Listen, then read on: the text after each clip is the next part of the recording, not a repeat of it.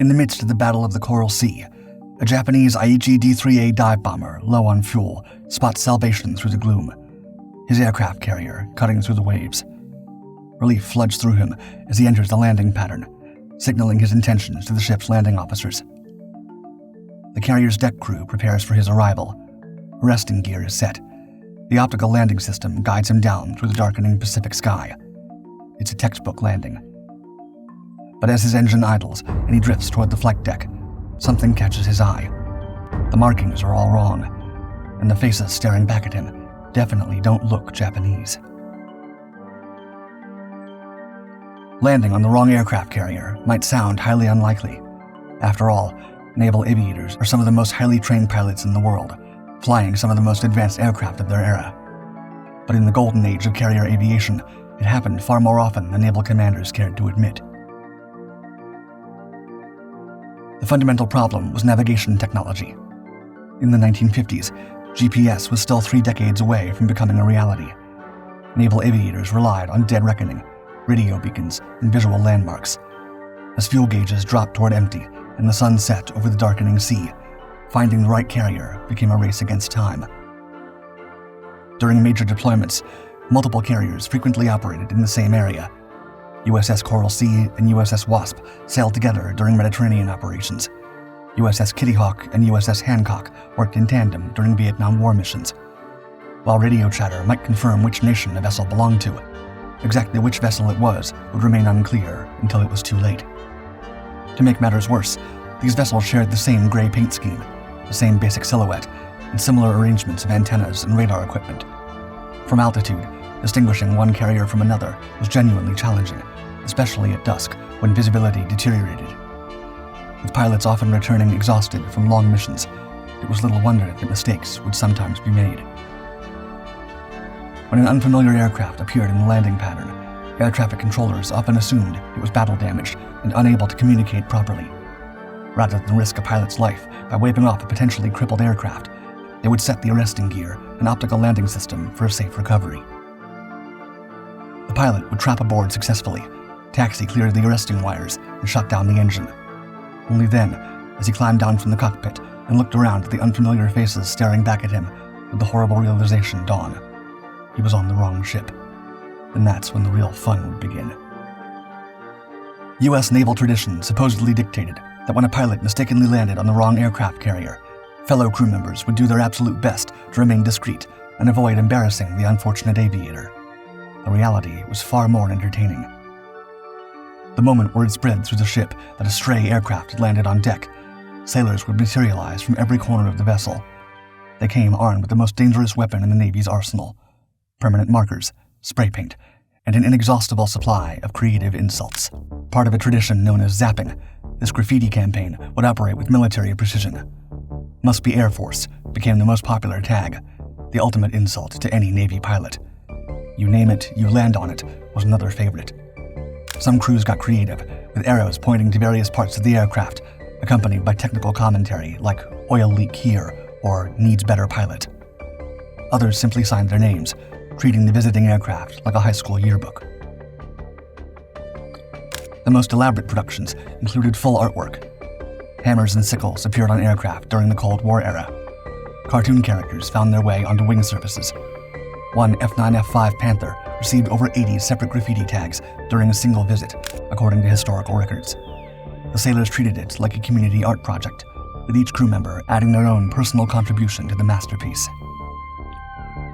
The tradition served multiple purposes beyond mere entertainment. It was a form of peer pressure, designed to encourage better navigation practices. No pilot wanted to become the subject of ready room jokes for months on end. The threat of public humiliation proved remarkably effective at preventing repeat offenses, more so than formal disciplinary action. Yet for the unfortunate pilot, the worst part wasn't the graffiti itself, it was the return journey. After receiving this customized paint job, the aircraft would be refueled and prepared for departure.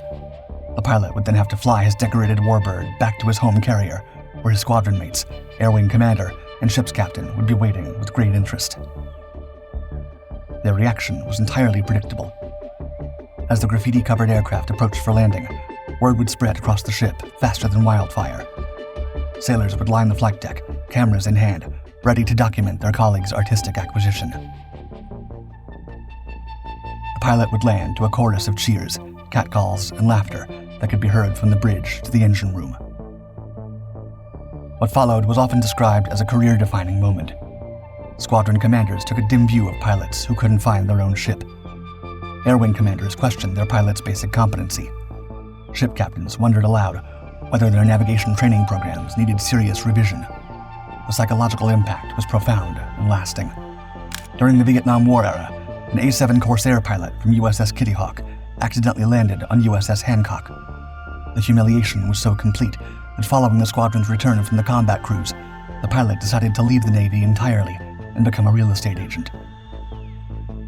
Another memorable incident involved an F-2H-2 Banshee pilot from VF-34 Squadron, whose aircraft was covered in bathroom stall philosophy and crude drawings. The photograph shows the pilot standing next to his defaced aircraft, his expression captured for posterity, a mixture of resignation, embarrassment, and barely contained fury that spoke volumes about his predicament. The British Royal Navy experienced their own version of this tradition when 3 F-4K Phantom jets visited the U.S. Naval Air Station Oceana. American sailors couldn't resist the opportunity to zap the visiting aircraft. When the British jets returned to HMS Ark Royal, they bore distinctly American modifications. Royal Navy roundels had been replaced with vintage American insignia, and one aircraft's Royal Navy marking had been changed to read Colonial Navy.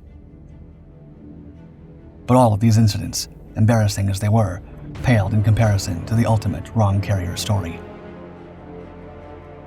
On May 7, 1942, the Battle of the Coral Sea was raging across the Pacific, marking the first time in naval history that aircraft carriers had engaged in direct combat.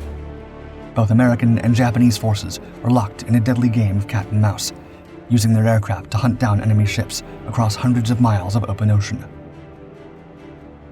As dusk approached, a Japanese strike group found itself in serious trouble. They had launched from their carriers earlier that day, hunting for American vessels, but had been intercepted by Grumman F-4F Wildcats from USS Yorktown and USS Lexington. The encounter had scattered the Japanese formation, and in the chaos, many pilots had jettisoned their bombs and torpedoes in the open ocean. Now, with darkness falling and fuel running low, the disoriented Japanese pilots were desperately searching for their home carriers. The problem was, the Japanese commanders lacked the advanced radar systems available to their American counterparts, making navigation in the failing light extremely difficult.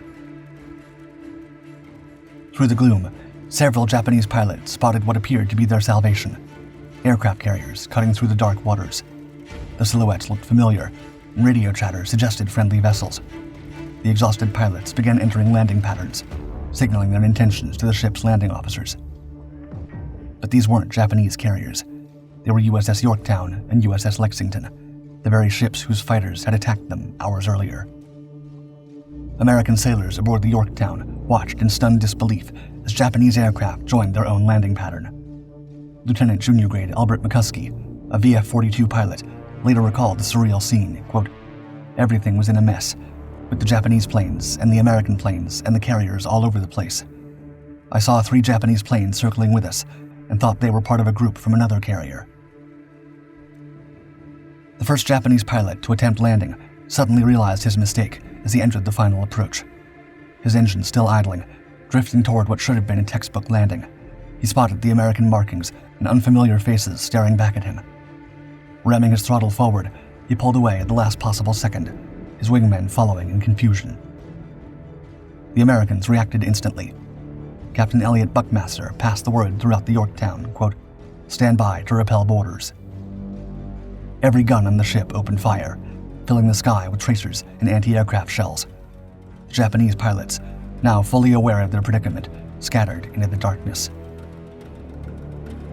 Of the 27 Japanese aircraft that had launched that day, only 18 made it back to the correct carriers.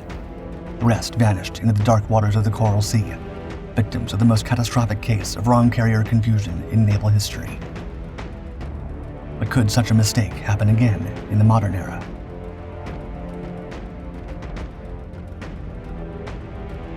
The operational environment has also changed dramatically.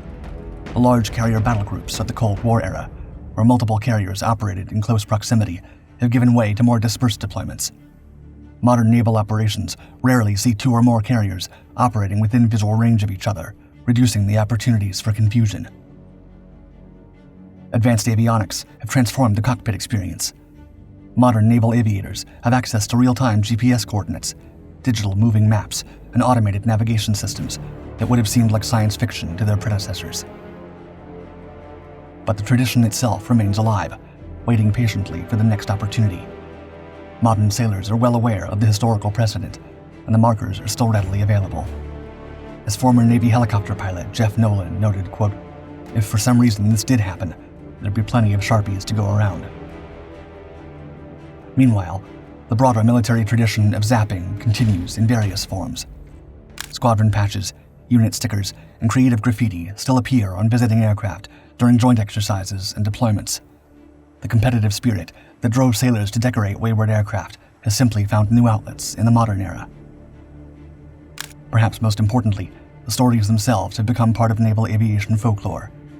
The graffiti-covered aircraft from the 1950s and 60s represent a unique chapter in military history, when technology was advanced enough to create sophisticated aircraft, but still primitive enough to allow for spectacular navigational errors.